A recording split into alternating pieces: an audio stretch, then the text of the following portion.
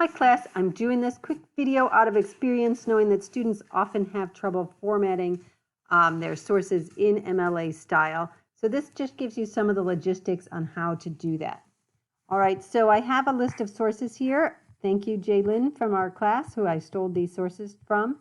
And so because of how I cut and pasted them and everything, they are not formatted at all. Okay, so what I'm going to do first is I'm going to select all the sources.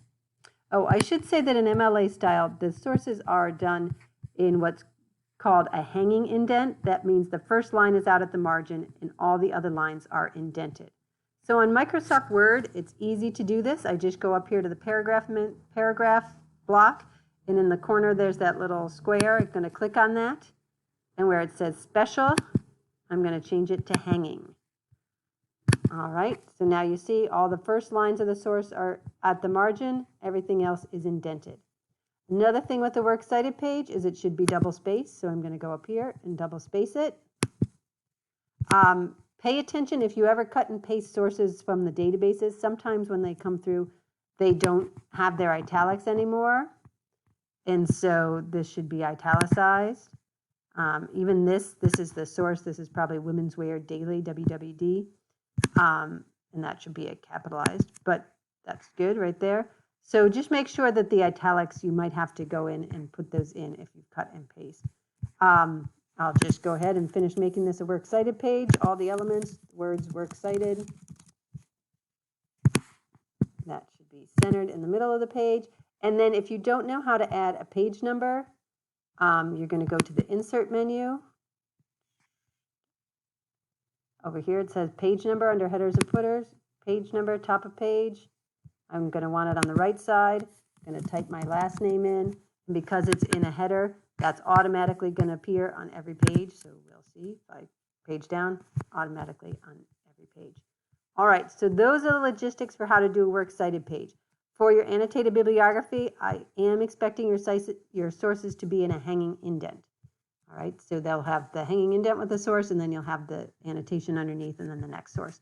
Oh, one other handy trick on Microsoft Word is that I can select all my sources and see where it says A to Z here. All right, by paragraphs, okay. And that's automatically going to alphabetize all the sources for me. All right, because on a Works Cited page in MLA, it should also be in alphabetical order by whatever comes first, either the author's last name, or if there's no author's last name, then by the title of the work. All right, so that is how to do it in Microsoft Word. Now, I had up, there we go, a document in Google Docs.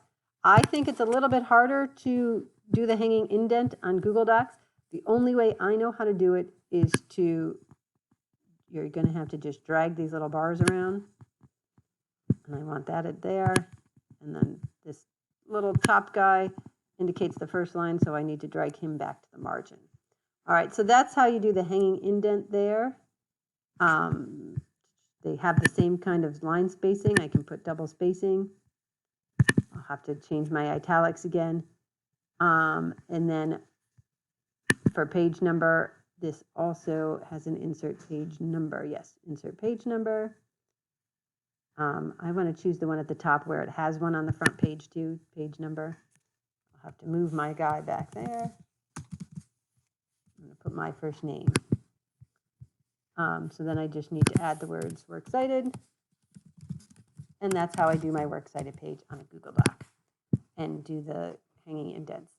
If you have any questions about that, make sure you just get in touch with me. Otherwise, happy formatting. Talk to you later. Bye.